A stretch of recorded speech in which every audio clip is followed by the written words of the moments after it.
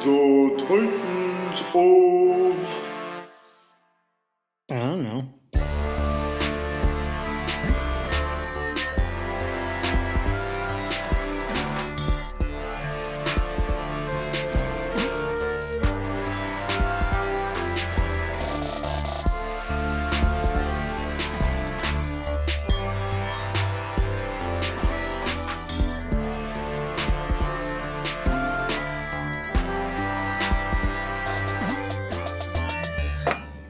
Hey, this is Joe, And this is Ben. and we are the Titans of... I don't know. Yeah, I don't know either. I got no idea. No idea whatsoever. Ben's addicted to his guitar today. I am. My guitar and my Pinky in the Brain shirt. It's fun. It's fun. But today we have a special guest. My brother EJ is on from all the way down in close to Savannah, Georgia. Something like that. Something like that. Something like that. We will just call it Savannah because that means you're doing it. Yeah, close enough. That's why people do it. We have a special feature today too. I was on AOL the other day, and they were presenting the top 25 MLB players of the last 25 years. And I thought some of the decisions were questionable. Remember the little bunny ears, Joe? Mm-hmm. Questionable.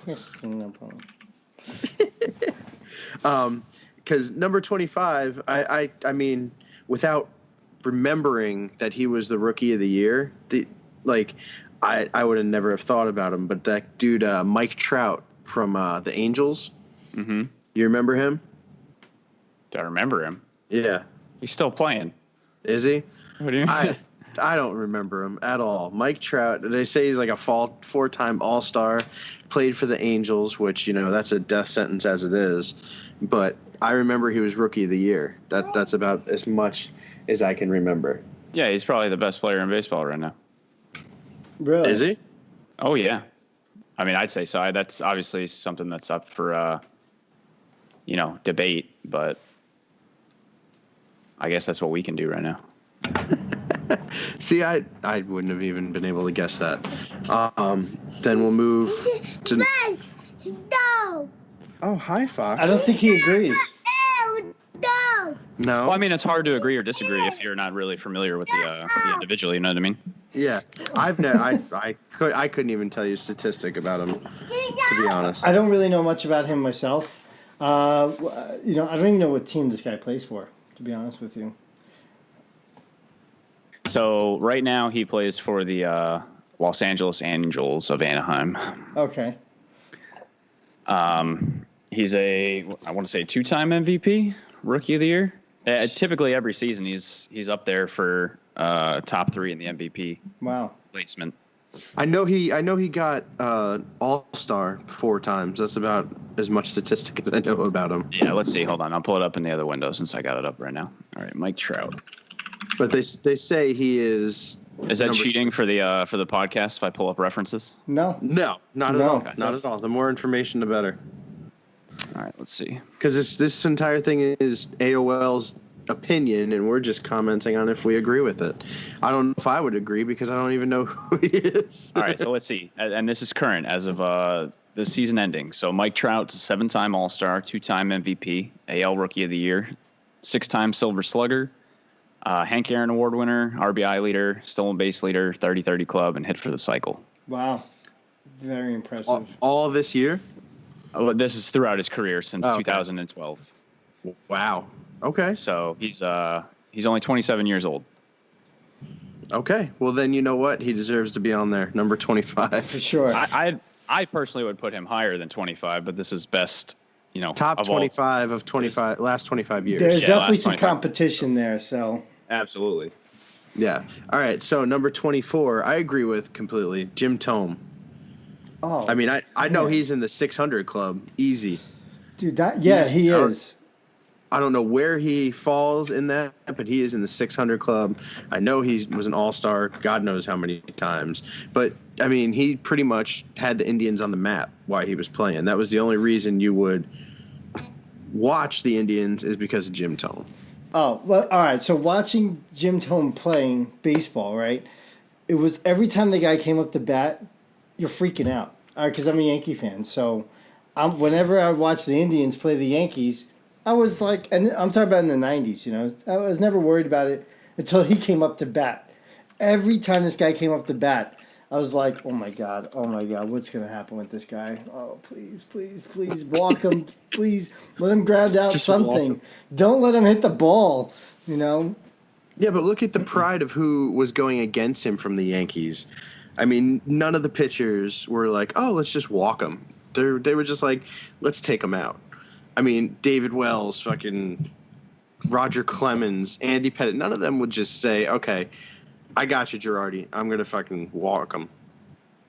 Let's do it. For Jim Thome. Yeah. Me personally, I wouldn't put him in the top 25 of the last 25 years. I'd put him up there, but it's hard to say that he's in the top 25 just because he was one of the dudes that came from the steroid era. And I'm not saying that he did it, but all he was really known for was hitting dingers. Right. So that's why he's in the 600 club. That's why absolutely. He's on there. But I don't know. I wouldn't put him in the top 25. I'd put him top 50 for sure. Top 50. You know, him hitting all those home runs during the steroid era, and then him not being one of the people coming up in the whole steroid investigation, kind of really adds to his benefit. So I would definitely put him in this list of top 25. Okay, but him being in the steroid era, do you think he was just passed over because of how, like, the obscurity of where he came from? Like, they're not going after people in Cleveland because nobody wants to go to Cleveland, let alone, you know, blame somebody from there. Maybe his notoriety wasn't high enough that he got blamed for doing the steroids or anything like that. No, I mean, I'd say that's a fair statement. I don't really agree because they found out Andy Pettitte while on the Astros was using steroids. Right, but he was part of the dynasty beforehand. I think what he's referring to is just like, hey, dude's playing in Cleveland, like they're not winning anything. He's just got individual numbers and nobody cares. I mean, I could see your point on that, but I think they did a really big investigation. I don't know if you read about this, but they found. You talking about the Mitchell report? Yeah. So the list was filled with pitchers, and there weren't that many hitters in there, but there was more pitchers than there were any other fielders. Really? Okay. Yeah. I didn't read it. I knew about it, but I mean, when they started adding people like A-Rod and other stuff on there, I just changed the channel to a different team. Let's see, where are we at? Number 23, John Smoltz. Oh, Absolutely. 100%. I mean, the crazy thing about him that I can remember is that he had almost as many wins as he did saves, which I thought was badass. Oh yeah. Not to mention, anytime the Yankees, I feel like because three of us are huge Yankee fans, we're always going to reference what we felt when we saw these players playing the Yankees. But every time John Smoltz was pitching, I knew that they were in for it. Like, that dude was just a beast. What was he, an all-star for like the whole decade? And he had almost as many wins as he did saves, like almost 200 of each, which was pretty badass. 213 career wins, 154 career saves. Wow. I mean, So that's gangster. yeah, that's even more of an accomplishment now if you look at where baseball currently is as far as how managers use their pitchers to go through a game. You'll have a starter go like 4 or 5 innings maybe, and then you turn to the bullpen. So you have a guy who literally was equally as good on the front or back end of a game. So I would definitely put him in the top 25, 100%. He's probably one of my favorite pitchers of all time too. That might be a little biased, but No, not biased at all. I totally agree. I mean, he's the Braves of that era had some of the best pitchers. I mean, what were their top 3 pitchers? John Smoltz, Tom Glavine, and Greg Maddux, right? Were the top 3 in that era? Yeah. Yep. Glavine, Maddux, Smoltz. And Smoltz. And with Those Smoltz, are it the was 3 that like you didn't want to face. he was like an iron rod on the mound. Like when the guy was pitching, you felt like you didn't really have much of a chance. It really felt like that. Every time the guy was up on the mound, you're like, oh God, how are we going to score a run today? This is how it felt. Yeah, and you saw him too. Like I said, every single All-Star game he was there. Number 22, Frank Thomas. The big hurt. Yeah, yeah. He must be hurting for money because he's doing all those credit commercials and or something. Is he really? Yeah, he's all over TV right now. Oh, They're like, "Aren't you Frank Thomas?" And he's like, "Yeah." And he's like, "I played baseball." They're like, "No, you work for that credit company or something." So bad. I forget the commercial, but that dude was awesome. The White Sox. I mean, he was a home run hitter too, but he was also probably one of the steroid people. I don't think he was 600. I think he's like high fours, low fives, or something like that. I think he got into the high 400s. I don't think he broke 500. He might. You know what? He has probably 521 career home runs. There you go. 521. Okay. He squeaked over. Okay. So. But what else do you know him for? I mean, first base and a good hitter. I mean, I can't really think of anything else that he did. He didn't elevate the White Sox. No, but he was like their gleaming, piece of hope that they had. So here's what I'll say about Frank Thomas. He might not have elevated the White Sox or the first base position, but I feel like he was the first person to elevate the designated hitter position.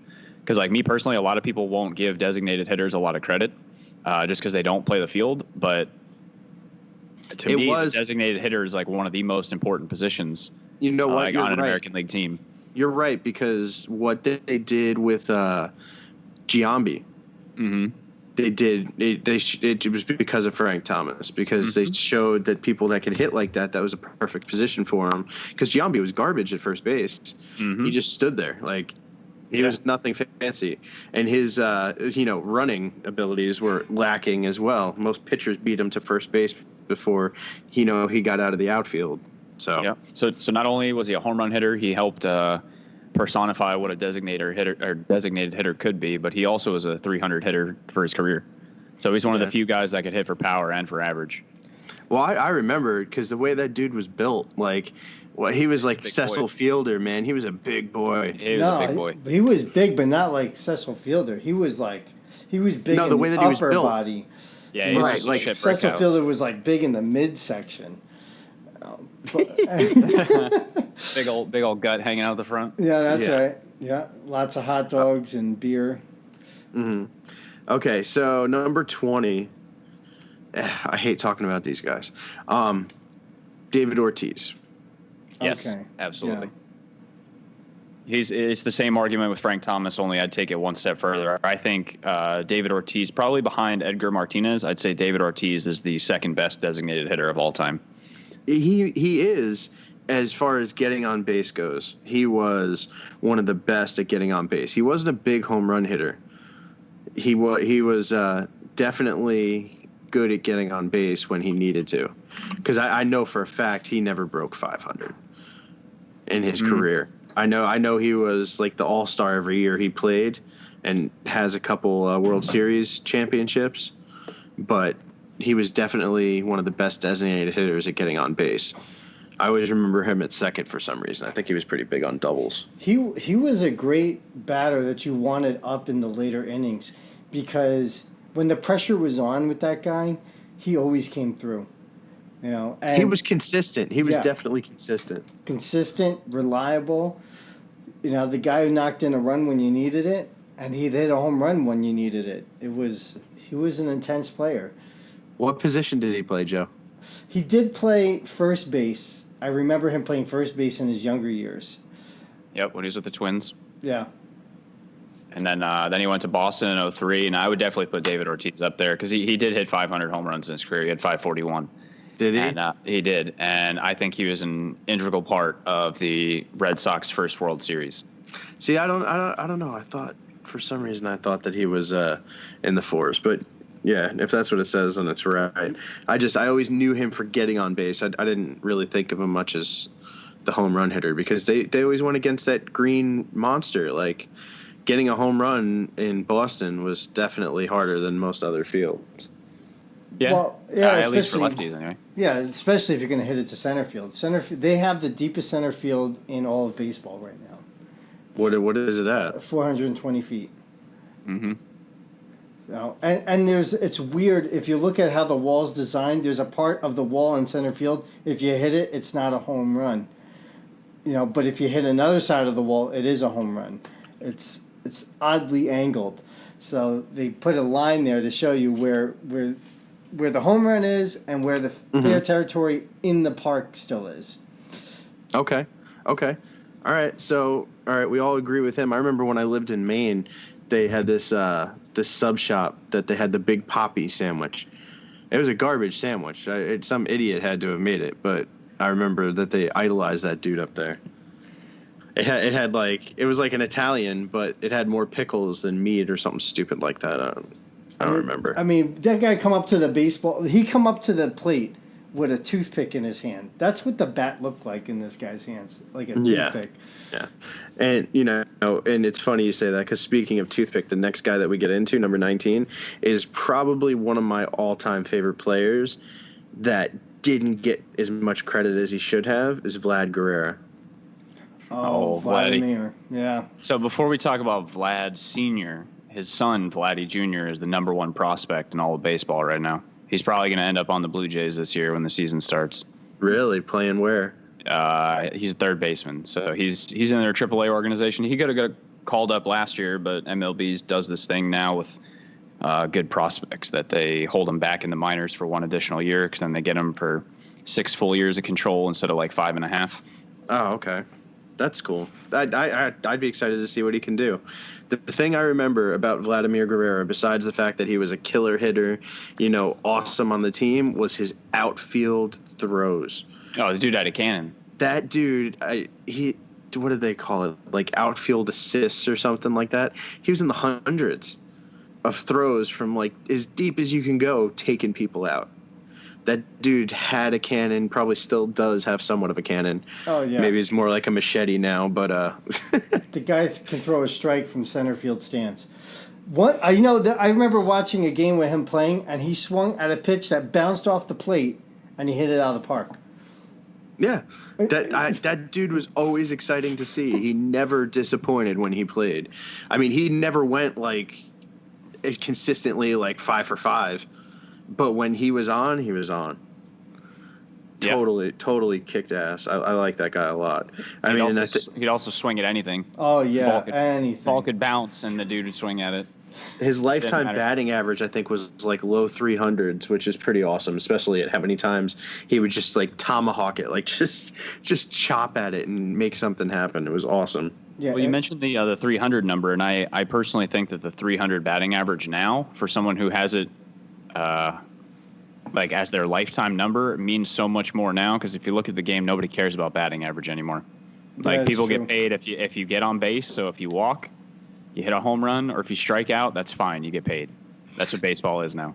Yeah, I see it too. Like there's not as much passion in it as there used to be. Like when I go to Reds games and stuff like that, they'll be playing like the Padres or something stupid, and the Padres are just they're like twittering and like just hanging out in the bullpen and stuff like that. They don't care as much as they used to, and it's sad. It really is because they get paid the same amount regardless. And this year, I think, was like the lowest batting average, like overall batting average that we had in a very long time. Because the batting averages were terrible this year, 2018. Mm-hmm. Did you see how? Like, I don't think anyone on the Yankees batted 300. No, Miguel Andujar was their highest average, and I want to say he was high 290s, if I'm not mistaken. Yeah. I mean, Garbage. It's just a terrible season for batting average.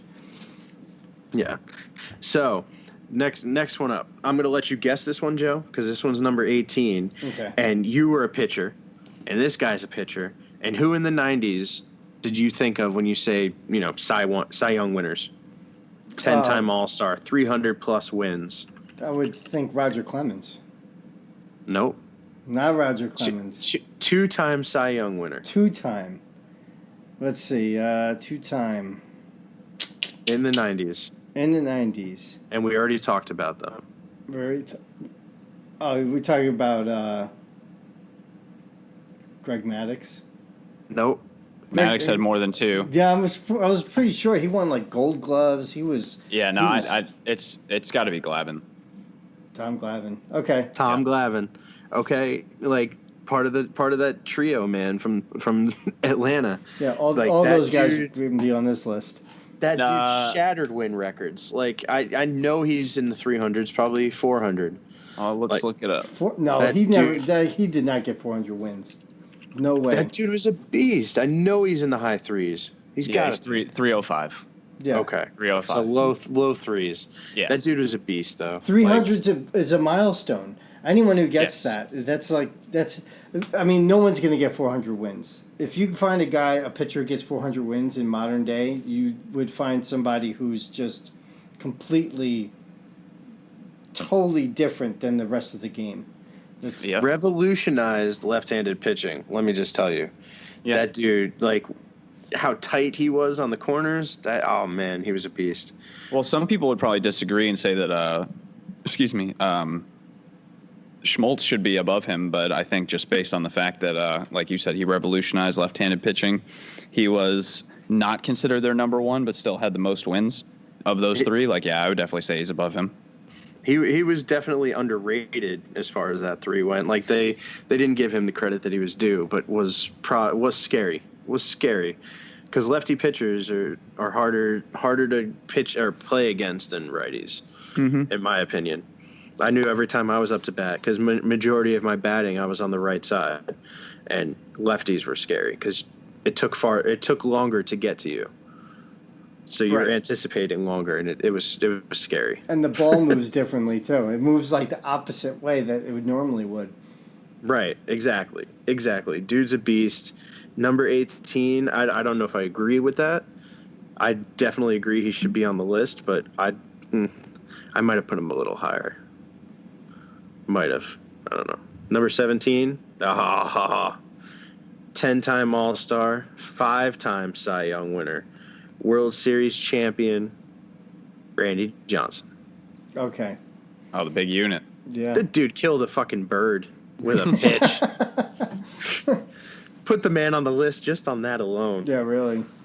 But you know what him and Kurt Schilling did down in Arizona in that World Series, yeah, what he did at Seattle. God, all I remember like about Seattle growing up was Ken Griffey Jr. and Randy Johnson. Oh yeah. Like those two were the team. We're the team. You're going to Seattle? Hope Randy Johnson's not pitching. Like, Yep. plus he's like 20 feet tall.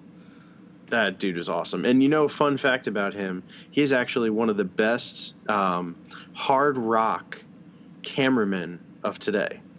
That's what he does now. He goes to hard rock and metal concerts and does the photography for them. No way. Wow, that's so different than baseball.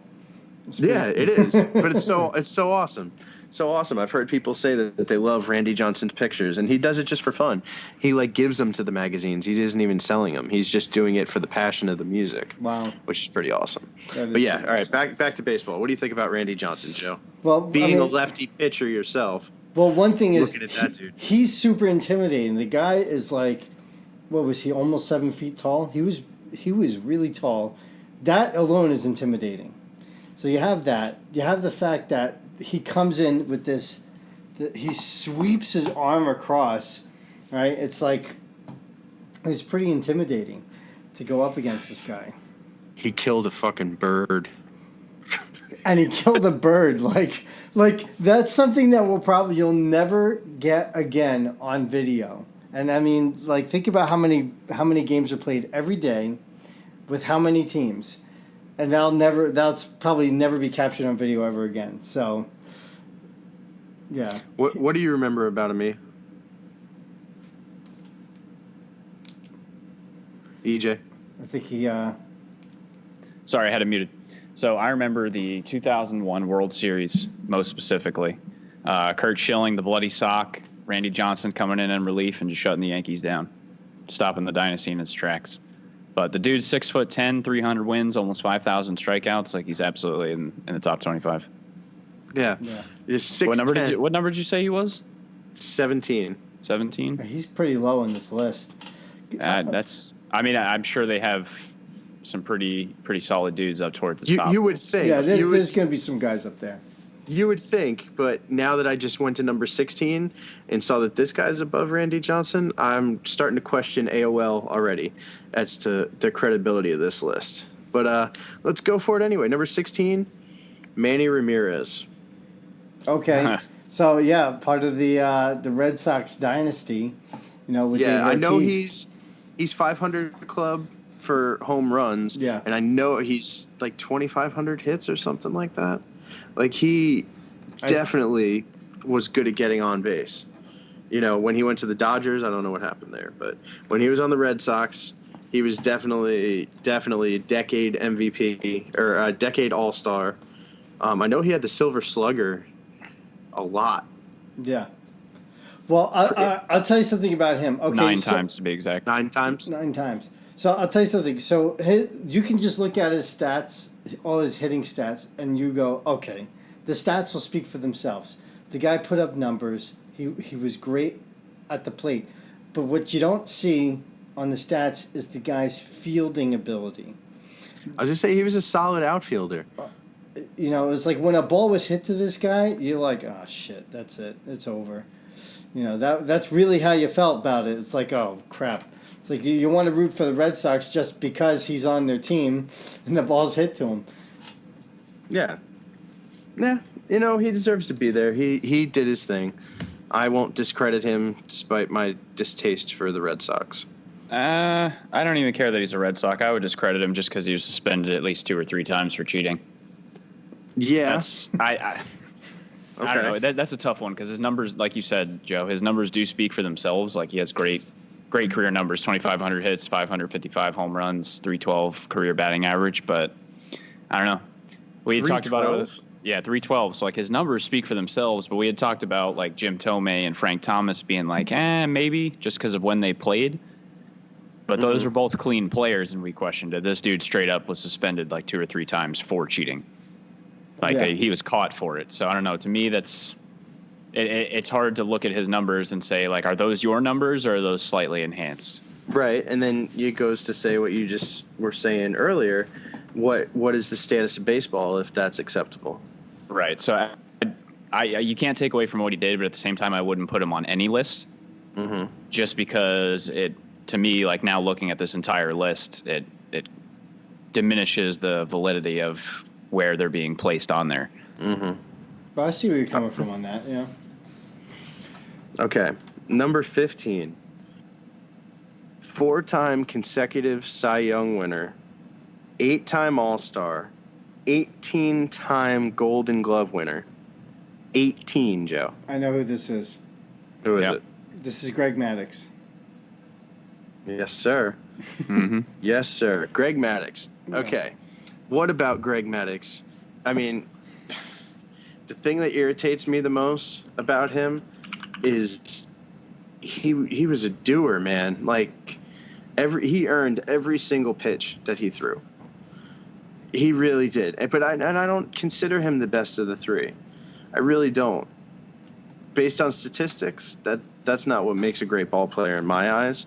But deserves to be on this list, deserves to be, all 3 of them deserve to be on here, but not my favorite out of the 3. So I'll just tell you one thing. The only way to get a hit off of Greg Maddux is to Hold your bat out there and hope it hits it?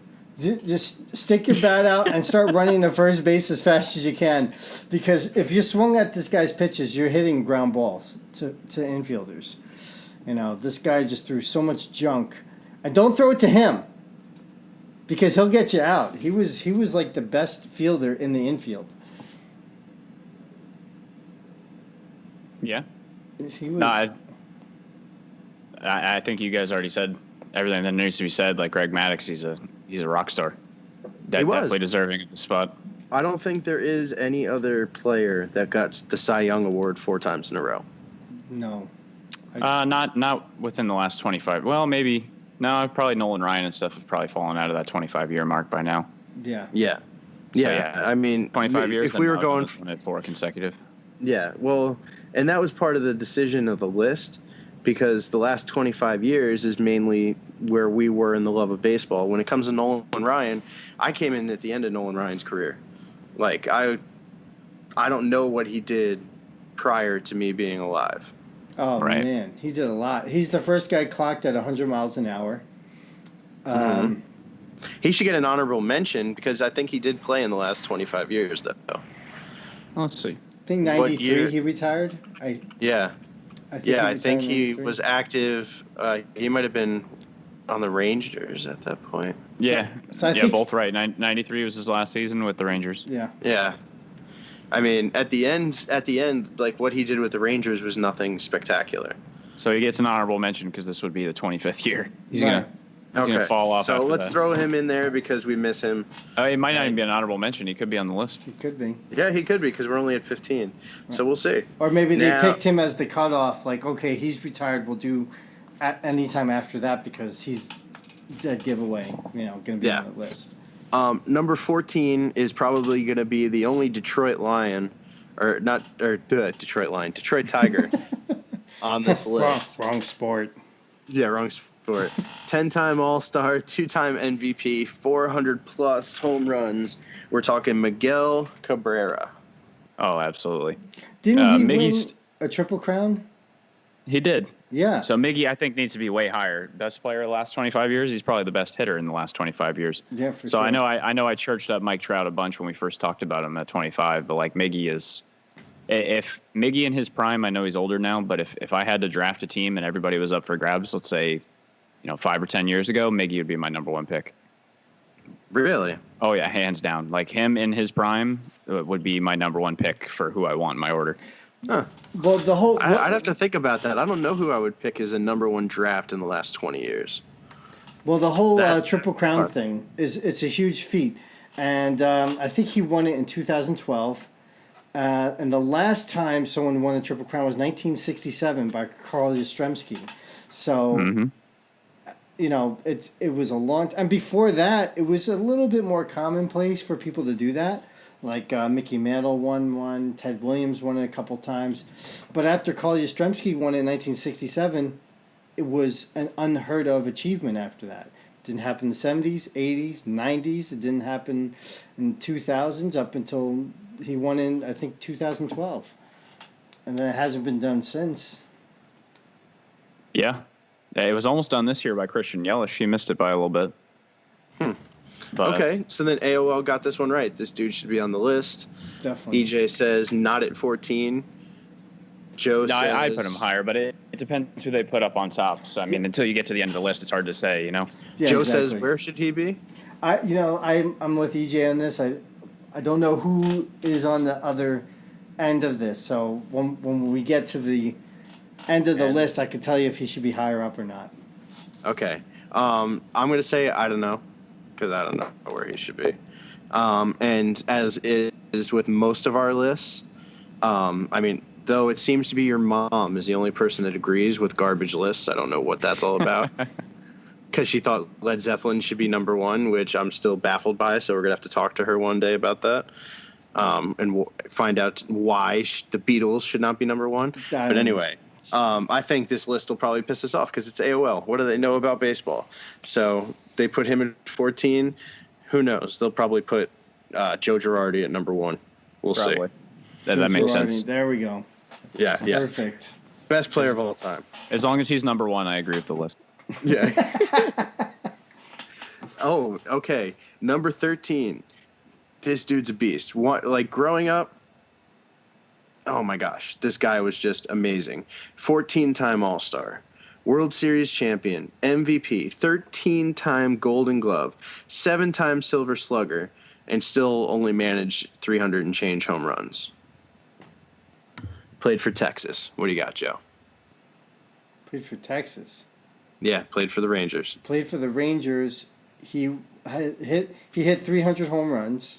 300-plus home runs. 300-plus home runs. 7-time Silver Slugger. 7 times. 13-time Golden Glove, World Series champ, 14-time All-Star. I'm drawing a blank. I can't. believe EJ, it.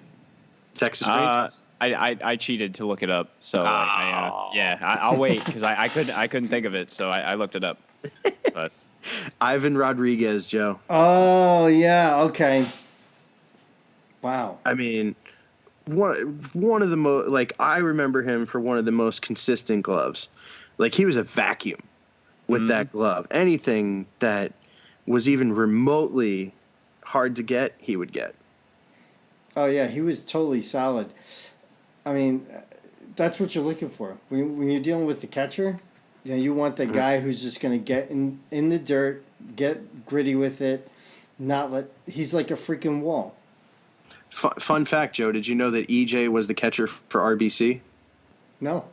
That was his position. Sure was. Nice. That's pretty cool. Yeah. But for me, for catchers, like I believe in the defense first mentality for catchers, especially at the professional level. So, I mean, the game's changing now. But you take a guy like Gary Sanchez, for example, you know, Yankees' current catcher, and the dude can rake, he can hit, but his defense is in question. And to me, like, I want somebody who is good defensively behind the plate. But what was good about Pudge is he was not only the best catcher that I can remember defensively, but he also had almost 3,000 career hits. He was almost a 300 hitter or a 300 average hitter for his career and had over 300 home runs. So he was like the best of both worlds as far as what you wanted behind the plate. So yeah, and he had absolutely, a cannon. He had a cannon. I never saw him position himself to throw. He just went for it wherever he was. If he was still full perfect stance, he'd nail second. Like if he was on his ass, I think I remember seeing him throw to second base from his ass. I don't really remember people running off of him, you know, because it was a fear. It was a fear. Like he was a real threat. He was. So here's the statistic that I think best summarizes Pudge is he threw out 45.7% of runners throughout his career attempting to steal. Almost half. Wow. I wouldn't think anybody's even close to that. That's probably if you look at like a leaderboard of the highest percentage of people thrown out at second, that's probably it. It's definitely up there. Yeah, it's got to be. Unless there's one guy that played one game because he was filling in for somebody and just so happened to throw somebody out, and that was his only attempt. Well, looking at the list, it's a lot of older names. Oh, people before his time. Yeah, people well before his time. Like, let's see here. Like Yogi Berra's on here. I just saw his name. Okay. But yeah, Yogi Berra threw out 48.61. So I mean, it's a lot of. It's probably when the steal wasn't as prominent as it is in recent memory, but. Well, I think this is in those days. He's in good company. Let's say that he's in really, really, really good company. Yeah, I mean, stealing. I think in his time. Well, in the earlier times, it was a little bit more of a play it was a play that was done more often than it is nowadays. I mean, even in the 90s, 80s, and 90s, it was used, but I don't know if people steal as much now as they did 10 years ago. Yeah. Question for you, Joe. When you think of people stealing in the 90s, who comes up in your head number one? Oh, of course, Ricky Henderson. Yeah. I try to think of people that are like him that, you know, even have the guts that he did on the bases, and I can't think of any in the last since he played. The only one that I would consider, I mean, it's hard to even put these guys in the same conversation because they're not. But if you had to pick one, I'd probably say it'd be Billy Hamilton. Dude, Billy Hamilton, watching him play, like, forget about base running and forget about hitting. That dude is a beast in the field. Mm-hmm. Like, every single game, it's one unbelievable catch after another. Like, I cannot believe how consistently awesome that dude is. And I mean, I know I'm wearing a Cincinnati hat, but, you know, different league. I can be a fan of Cincinnati because I live here. And they play the Yankees once every 10 years. I got the Yankee hat next to me, Joe. It's okay. But Billy Hamilton, man, that dude is a beast, like legit beast for Cincinnati. Like, I enjoy watching him play. Every single game he does something spectacular. But yeah, that's my rant. Whatever. Nice. Don't judge me, Joe. It's National League, so you're okay. Yeah, exactly.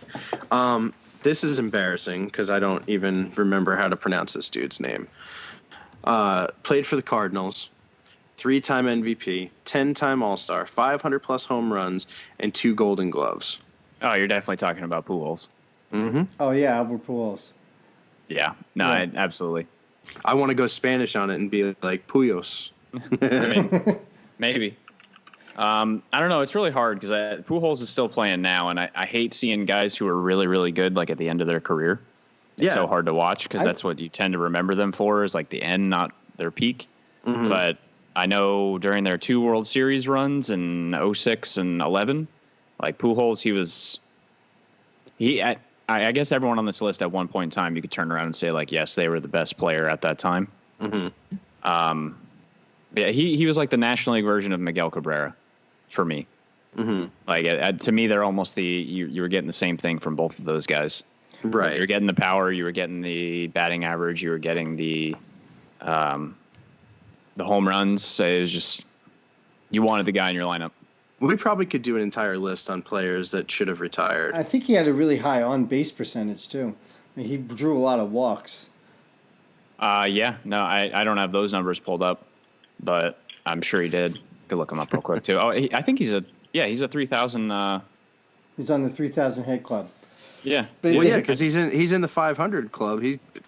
It'd be easy for him to be in the 3,000 club. I mean, based on these numbers, I think he might need to be higher than where he is because according to this, he's a 302 career hitter, 3,000 plus hits, 600 plus home runs. So he's in the 600 home run club and the 3,000 hit club. Yeah, he's in very good company. Oh yeah. Yeah. So it's just a shame to see what he is now. Yeah. I'm surprised he's still playing. I thought he would have retired a couple of years ago. I mean, I'd still be playing if they were paying me that money. Yeah, right on. I'd go out there in a wheelchair for $30 million a year. Yeah. Well, but was he? He's like 42 or something, right? 42, 43? Probably. Let's see. He is 38. He's So he's 38? Oh, yeah, he's 30. got time. He's He'll your be- he'll age, be- Joe. He'll be 39 in a couple weeks. His Yeah, birthday's I'm in like the January. same age as the guy. He's Yeah. going to be 39 in a few weeks. Yeah, a few weeks. Oh, he's older than me. He eats his vegetables, Joe. That's right. Number 11, I don't like talking about number 11. Number 11 irritates me on such a high level. I mean, he's a beast. He's in a 600 club. 6-time Silver Slugger, 7-time All-Star. Played for the Cubs, but I don't even like saying his name. Oh, they put Sosa on the list? Yeah, it Oh, really no, irritates me. good. It irritates me. I mean, we can easily just skip this one and say, okay, good for you. You're number 11 according to AOL. Yeah. Yeah, no, that's According to Let's just move- steroids. Let's just move on to number 10. Okay. Oh, shit. Number 10. Okay. More 12-time All-Star, 583 home runs, 2-time World Series champion for the Cardinals. I know Mark McGuire. Yeah. They put him on they the. put him on here too. Yikes. Yeah. No, All right. Let's skip well, him hold too on. because Let's it's not like skip him for a steroids after second. steroids. So All right, Sammy why not? Sosa's entire career was built around steroid use. Mark No, McGuire. his entire career was built against his battle against Mark McGuire. When you look back at the moments in baseball history that you remember Sammy Sosa and Mark McGuire going for the record. Yeah, but now here's the thing. If you look at how Sammy Sosa looked before steroids, he was a thin guy. He was a real thin ball player. You know, so Right. he could hit for some power and he could steal bases. He was fast. But then he started juicing, got bulked up, and then dropped out the base running and was going for home runs. The thing was Yeah. that Mark McGuire always hit for power. Up until last year, Mark McGuire held the record for most home runs by a rookie. And Aaron Right. Judge broke it last year. Because he was a beast when he played for the Athletics. Mark McGuire, I would call a baseball player when he played for the Athletics. When he played for the friggin' Cardinals, I wouldn't even call him that. It just pissed me off. You know, the problem is that if the guy never did steroids, he probably would have had a similar home run total for his career. I mean, I don't know if he would have broken the season record. He might have. It might have been a thing. He may never have reached 70, but His longevity would have been there. Everything that Yeah, he did, he would you're have right, retired later would have on. still been there. He was an amazing baseball player until he decided to do stupid shit. yeah. I don't like either of them. The whole thing pisses me off. So I just wanted to say that he could have been he could have been a great ball player without the without the taintedness of his name. Right. Yeah. Okay. So number 9, I completely agree with.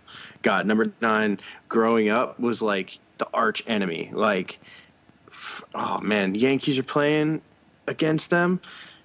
13-time All-Star, 10-time Golden Glove winner, MVP, 4-time home run champion, Ken Griffey Jr. Oh yeah. God. Every time I saw him on TV, I wanted him to succeed, but I wanted him to fail epically. I wanted that. I wanted them to smoke him because he had like a golden bat, man. That dude, one of my favorite players probably of all time.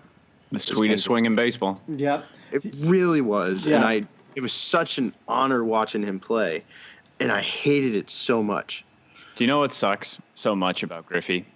Is I don't think there's anyone, like anybody who follows baseball at all, I don't think that anyone would ever dispute that he would be the number 1 home run hitter of all time if he didn't start getting hurt towards the end. Yeah. I would Because agree he with was that. smart. He was a good dude. He wasn't out there trying to performance enhance his body. He wasn't shooting up on all this crap. He never He even is used. the He never epitome. went to the weights. He never He is the lifted epitome weights. of what a baseball player becomes in their career. Catchers' knees are supposed to get hurt. Mm-hmm. Pitchers' arms are supposed to stop working like they used to. Ken Griffey Jr., by the time he got to the Reds, just started breaking down. Well, So- he got into some accidents, slamming into Right. walls, breaking his wrist. Right. Like, he is the epitome of what is supposed to happen when a good baseball player gets old. So I can bring up this one statistic that I think will everybody would agree. It pretty much shows that everyone is in agreement with what we've already talked about. And that is Ken Griffey Jr., his Hall of Fame election vote number was 99.3% of the voters. It's the highest of anyone to ever be elected into the Hall of Fame thus far. Wow. Like nobody's ever gotten 100%, and Griffey got 99.3. So One Says a of lot. my favorite players of all time. what number Like, did you say he was? He's number 9. I think he's got to be top 5, but we'll see who's up there. Yeah, I mean, Yeah, because he's there's got- a lot of people. I mean, he A lot did of get people- injured a lot, but the guy put up the numbers. He never lifted weights.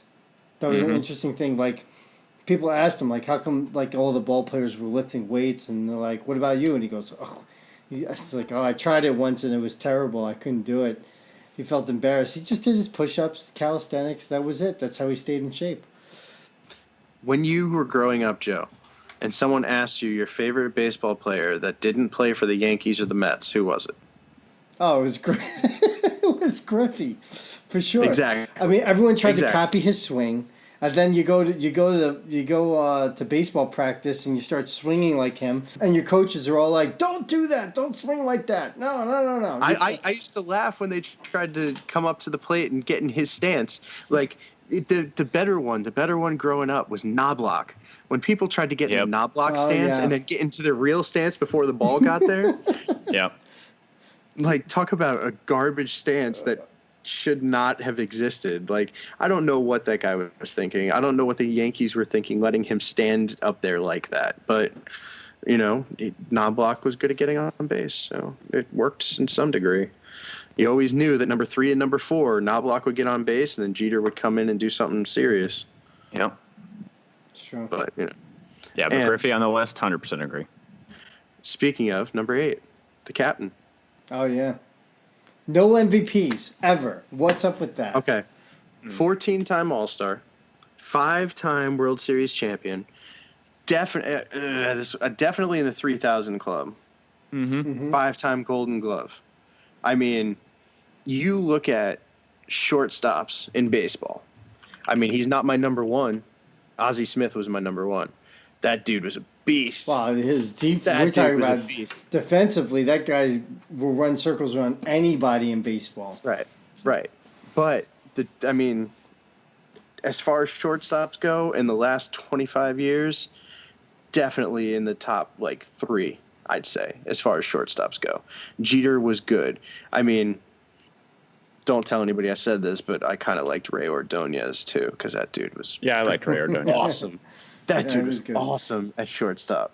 So what all? So much fun to watch. What I'll say about Jeter is I personally, he's one of my favorites all time, but I wouldn't put Jeter in the top hitters of the last 25 years. I wouldn't put him in the best defensive shortstops in the last 25 years, but I'd put him in the top 5 100% for just being the personification of what you should be for baseball.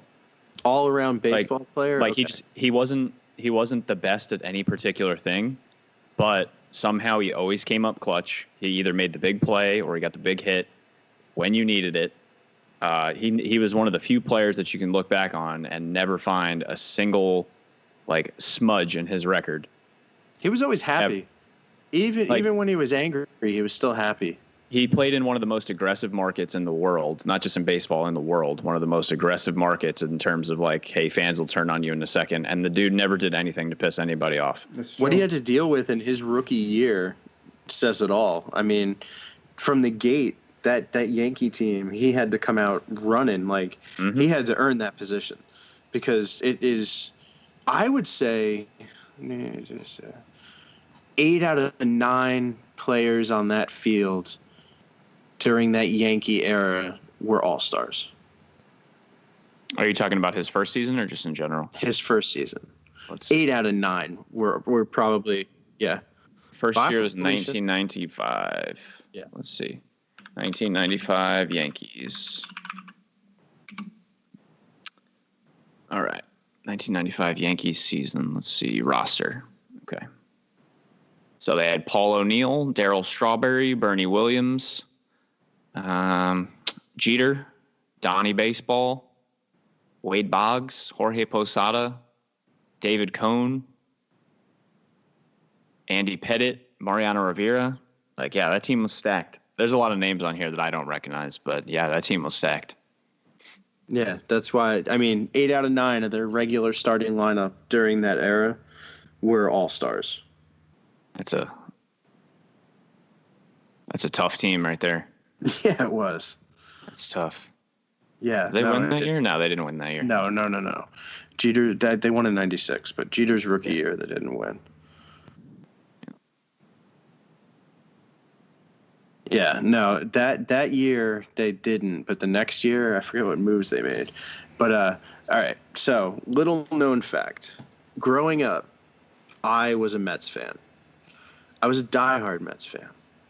I loved everything about them. They had freaking Howard Johnson, Wade Boggs, Doc Gooden, Darryl Strawberry. The Mets of the 80s were the best team in baseball.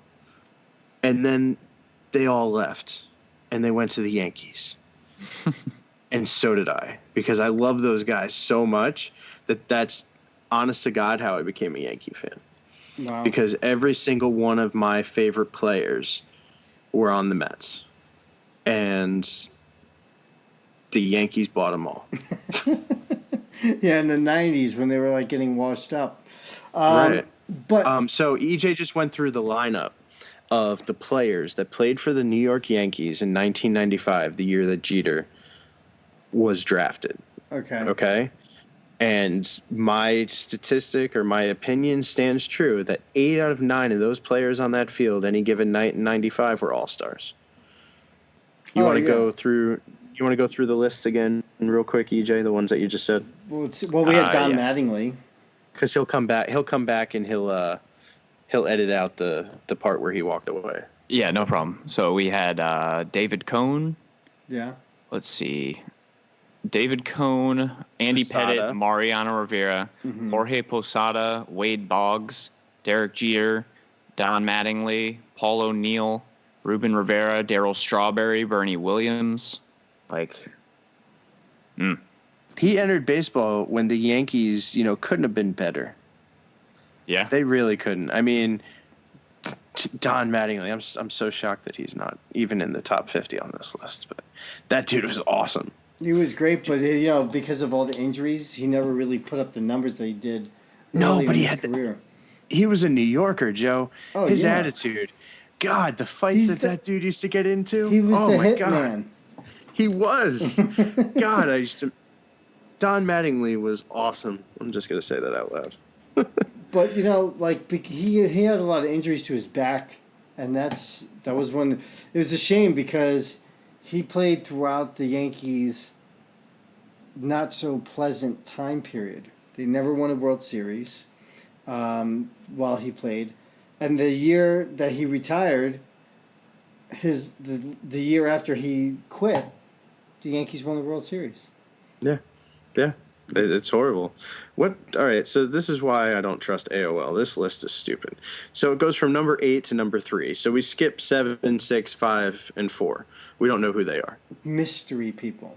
Mystery people. Let's It goes- plug them in. Okay. Well, actually, All right. we could plug them in after if you want to, because since they have the other ones, we could just put missing names. All right. Well, let's go for number 7. Who would you put in as number 7 top baseball player of the last 25 years, Joe? 25 years. So, well, we could just go with Mattingly because Mattingly was But you would put him above everybody else? above. Well, no, I mean I can't really do that. Defensively, the guy was amazing. Mm-hmm. He was a great. Should we defensive challenge first baseman. ourselves?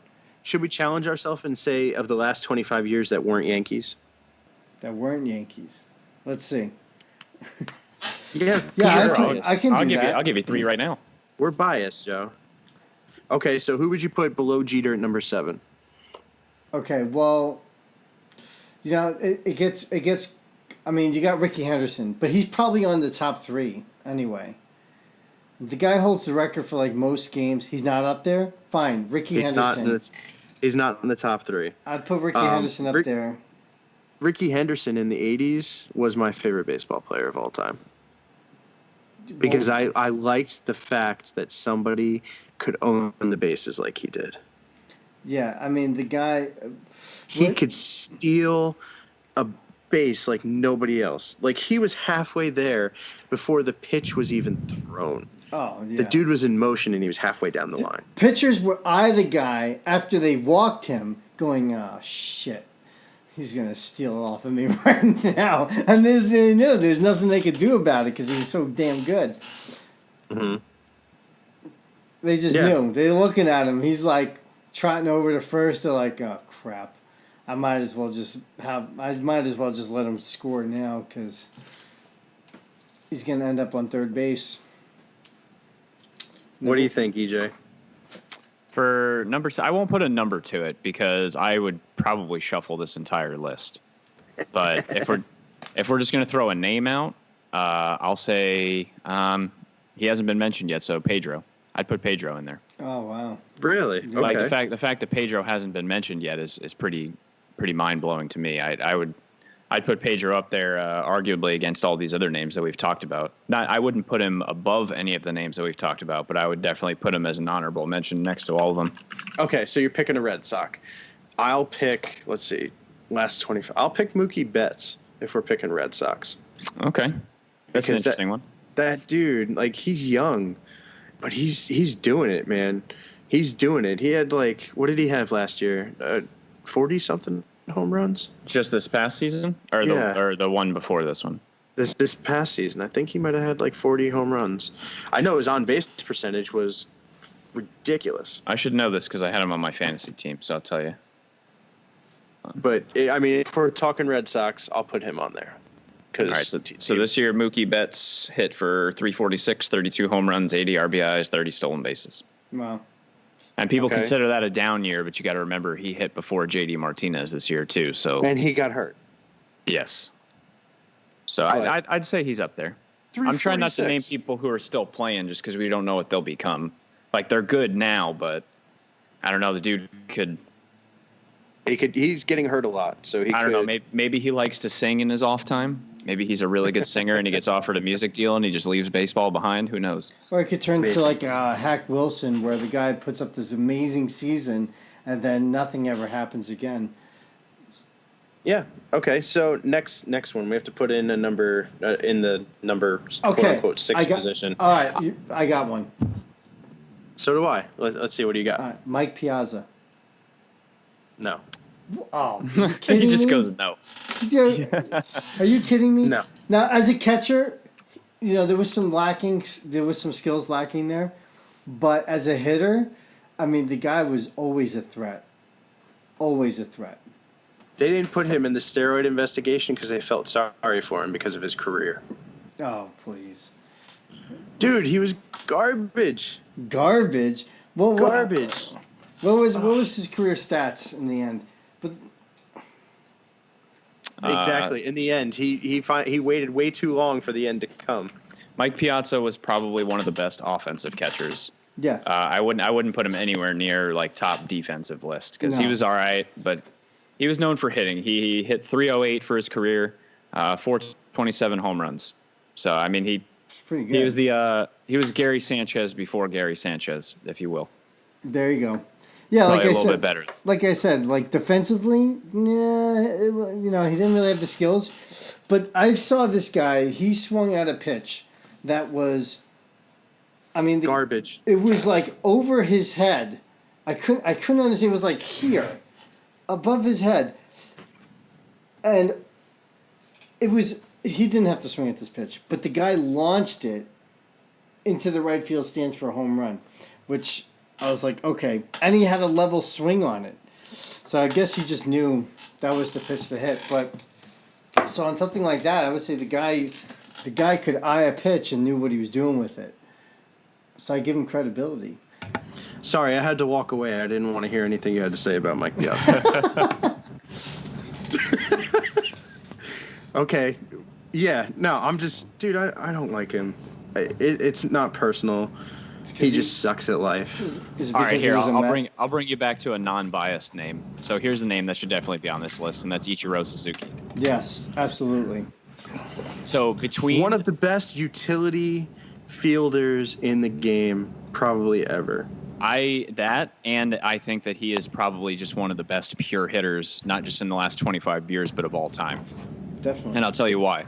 Okay. Because in Japan, he hit for 353 and had over 1,200 hits.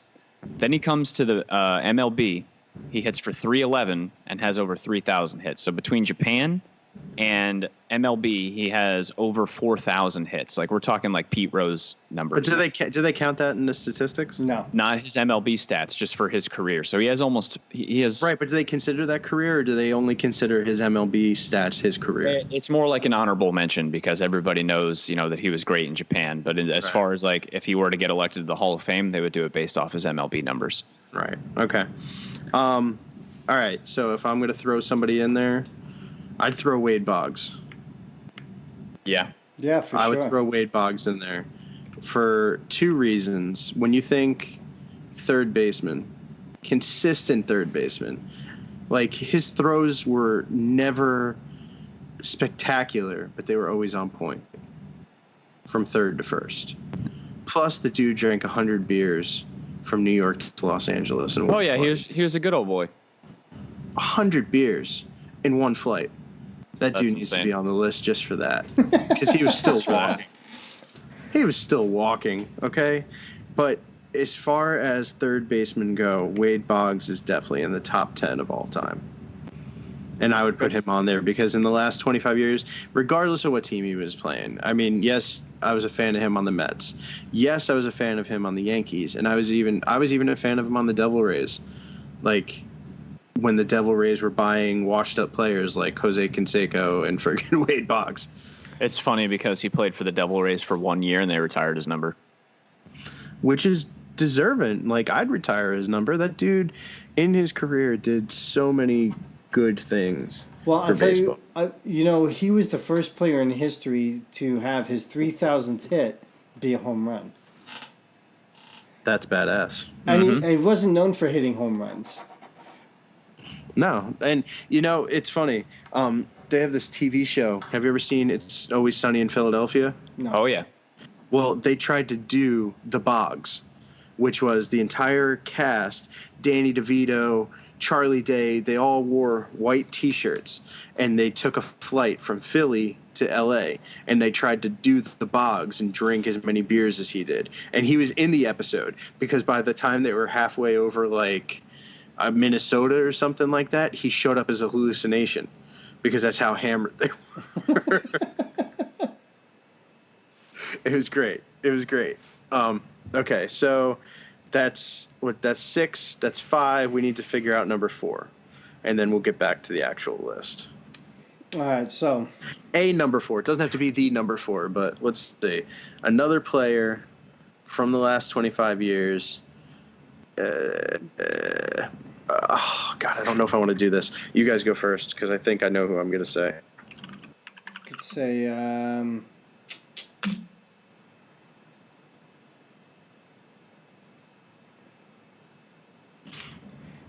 You want me to go first? I already got mine. Go for it, kid. All right, Chipper Jones. Ooh. oh, okay. All right, that's a good one. Chipper Jones, career. Go ahead. I was thinking Craig Biggio. Craig Biggio's a good one, too. That dude was just a pure hitter as well. Yeah. I think a lot. I just touching on Biggio because I didn't even think of him. That's a really good choice. But I think one of the reasons that he probably slips a lot of people's minds, he slipped mine, is just because of where he played. He played second base. People kind of treat second base like it's just hey, let's just throw the guy out there, right? Like we don't have a spot for him in the outfield. He's not our best infielder. Let's just plug him at second. No one really hits it there. But he was really good defensively, over 3,000 hits. So yeah, I'll move Chipper Jones down somewhere else in the list if we need to plug a name, and I would definitely agree with you on Biggio. Yeah, Biggio was great. Very consistent guy. He played great defensively. Chipper, not to knock Chipper Jones though, he was great, and that was a great choice. He too. was. You look at the best Braves non-pitcher in that era. It was Chipper Jones and David Justice. Mm-hmm. So yeah, Chipper Jones I liked a little bit more. And I was a second baseman when I played, so I was a little bit biased, but yeah, I could agree with that. I could. Well, the other thing was that the Astros never really had a shot at a World Series during that time period. That's true. Chipper at least got a ring. Yeah. Mm-hmm. Yep. All right, I'm going to blow your mind, Joe, because mine you're just going to be like, I never even thought about it. Okay. Vincent Edward Jackson. What? No. I got to look up the stats because I don't even know who the hell that is. When this Do you guy know who even- that is, Joe? No You idea. know who that is, Joe? Bo Jackson, baby. Oh my God! No, he didn't even play 20. He played. No, when did he retire? Bo Jackson's retired from the California Angels in 1994. Okay, so you just He squeaked played for the by. Kansas City Royals till 90. He played for the White Sox from 91 to 93, and then he played for the California Angels in 94. So I mean, Okay. Bo Jackson never really put up the numbers like that. What do you mean? What do you mean? Listen, he was an amazing athlete. Yeah, okay. amazing athlete. Should he be on All-time the top? career batting average 250. That's terrible. 141 home runs, 415 RBIs. And you said think no to Mike Piazza, but yes to Bo I think Jackson. he's memeing right now. Because we're Oh, not going by boy. athletes. This is the top 25 baseball players, not top 25 athletes. Listen, Bo knows Athlete. baseball. Let's just throw Michael Jordan in there while we're at it. Yeah, He was good for the White Sox. Yeah, He had played hit. like Double-A ball, and he never batted over 230 Oh Christ! in Double-A ball. I mean, I could go bat 300 in Double-A ball right now. How long did he play? He played from 86 to 94. I'm pretty sure I could hit 141 home runs in almost 10 years. Oh Yeah, but he was playing got two injured. sports. Yeah, he got And injured he also. got He did get injured, but the guy did hit. I think he hit one of the longest home runs in Royals history. Yeah. He was incredible. He Incredible. He would have hit a lot of home runs if he just played baseball, but his batting average was never something that to brag about. Yeah. Okay, so so I'm gonna put my real my real pick in there, just based off of sheer enjoyment of watching him play. Baltimore's Cal Ripken Jr. Oh yeah. That's a good one. Yeah, that's I would put him in my list of favorite baseball players, not best baseball players, but favorite baseball players of the last 25 years. Cal Ripken Jr. was definitely somebody that I enjoyed watching. Him, and then you had Brady Anderson. Like, they had a lot of good players on that team throughout. The Iron Man. Yeah. He was probably one of my favorites too. So that'll be mine. Did you say one yet, Joe? No, I mean, so Oh no, you did. Michael Jordan. I got you. no way. Michael Jordan even made it. He never made it past do you hear double A that? ball. Do you hear that, everybody? Do you hear that, trolls? Come after Joe. He said Michael Jordan knows baseball. Well, he did play professionally. I'll give him that. He played professionally. I mean, Tim Tebow plays professionally too. I mean, I could go play double A ball right now. I'd No, probably. you could. Oh, are you kidding me? I could definitely do it. As what? Water boy? I'd be the first baseman or something. I don't think I could pitch now. I could throw in the 80s now, but that's about it. Yeah, I could throw a ball in the 80s too, but then the 90s came and I wasn't able to do it anymore. No, I'm saying I can still throw in like the mid 80s somewhere. 'Cause, when you go to Gotcha. those carnivals and they clock you and stuff, I can still hit the 80s. So No. All right, Joe. When someone asks you about your favorite San Diego Padre, who just so happens to be number 3, who are you going to say? well, 15-time All-Star, 7-time Silver Slugger, 8-time batting champion, and 300-plus hits. why can't I think of his name right now? What? Are you kidding? I thought I just gave the whole Come thing on. to you. I know I who thought he almost hit 400 in 1994. He ended the season hitting 394. I can't Yeah. remember his name for And some he reason. deserves to be in the top 50, but they have him at number 3. But who is it? Oh my God! I know EJ's already cheated, but I know. No, I haven't looked it up yet. Who did you say he played for? he played for the Padres. Padres. there's only- 15-time All-Star. There's only one good Padre that ever came out of that Yeah, organization. exactly. And that is? Tony Gwynn. Yeah, there you go. I couldn't think of his name Come for some on, reason. dude. I gave it to you. He's the only good Padre that ever came out of that. I friggin' gave it to you. 394. Yeah, I could tell you his stats. I could tell you all the stuff about him. He batted left-handed. Blah blah blah. This I couldn't tell you his name. So Just had a brain fart. yeah, that's all. I even had a nice That's all picture of him swinging the bat. I'm like, I got it. I got this. But it happens. Yeah. It's still better than Bo Jackson. Like Mike Piazza is better than Bo Jackson. Right, Ben? No. Good try though. Whatever you just said, no. Okay. Number 2. 7-time Cy Young winner. Career 357 wins. 2-time World Series champion. 11-time All-Star. I mean, I can think One of the only famous Yankees that became famous not on the Yankees. yeah, that's Roger Clemens. Yep. The This, Roger. Who- this list is gross. It is, because number 2, he shouldn't be number 2. If you're looking at stats, maybe they're just looking at stats. Because he's Well- got stats. They have to be looking at stats, but even so, he doesn't have the best stats. No, He does. He isn't he like the record holder for Cy Young awards? no. Who's got more than 7? Nolan Ryan? I don't know. I think you're right. He might hold the record. He does. He has 7. So they're going Yeah. strictly by stats because Randy have Johnson to. has 5. Yeah, they have to, because he's the only one I know that has that many. Oh, then I already know who's going to be number 1 then. If we're going by stats, I know who they're going to put as number 1. Okay, well, let's go to number 1. Who do you think's going to be number 1? It's got to be Barry. If you're What do you going by think, stats, Joe? it's got to be Barry Bonds. What do you think, Joe? I think they would probably put Barry Bonds up there because not only does he hold the record for home runs in a season, he holds the career record for home runs. At what? It's 764, I think. What is it? 62. 762.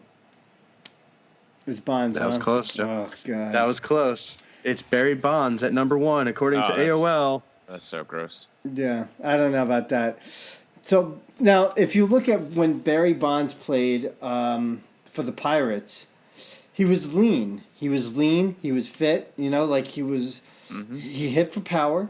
He stole bases. He was definitely 20-20. Team every year on the 2020 club. I think he would steal 30 bases sometimes, but he would hit somewhere like 20 home runs, sometimes 30. And then he started playing for the Giants. He started juicing. He turned into this massive dude. Got real big. Started blasting home runs, and it was. It was. I don't know. It was like some kind. I guess he just wanted to jump on the bandwagon with everyone else in the steroid era, and the guy hit 72 home runs one year, and yet. There's never another season where the guy hit over, I think, 47 was his second highest total. So he consistently hits 20 to 30 home runs. Then he bulks up. He starts hitting 40-something home runs. And then he hits one year where he hits 70 home runs. He hits 72. And then he drops back down to 40, never even hits 50 again. So... if you had asked me how many home runs he had, I wouldn't have guessed because I don't. Like, he's up there. He hangs out with Mike Piazza. I'm actually looking at the numbers, and Joe's 100% correct. Like, he actually doesn't have a 50 home run season in his career. And Joe remembers weird statistics like that. Yeah, he does. Like, his highest besides his record season was 49. That was the highest he ever hit in a season. Like, here's the test, EJ. Joe, who won the 1985 World Series? That was... Hold on. No. I wanted to say the Phillies. Nope. No, I don't remember.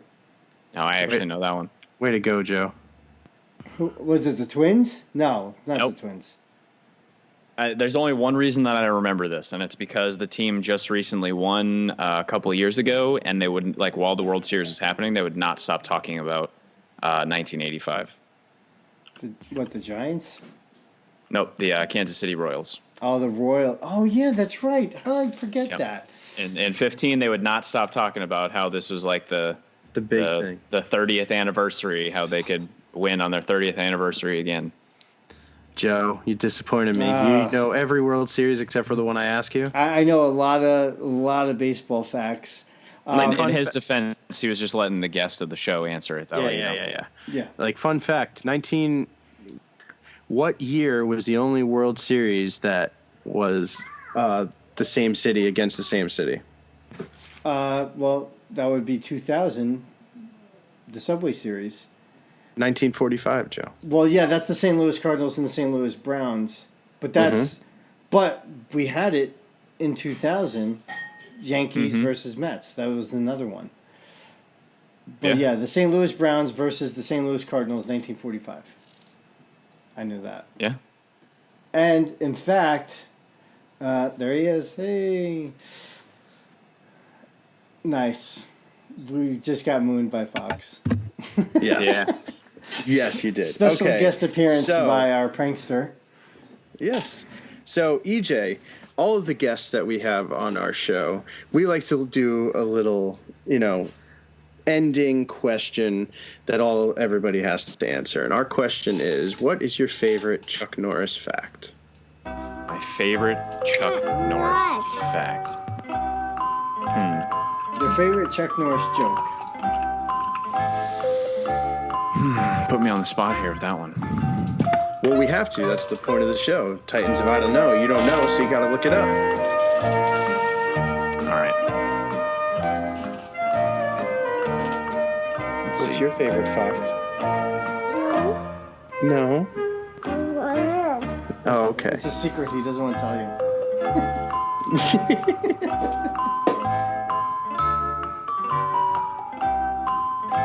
Come on, EJ. You're 2 seconds away from us having to put the Jeopardy music on. All right. I'm already putting it on. No, I got one here. So this is probably not the best one.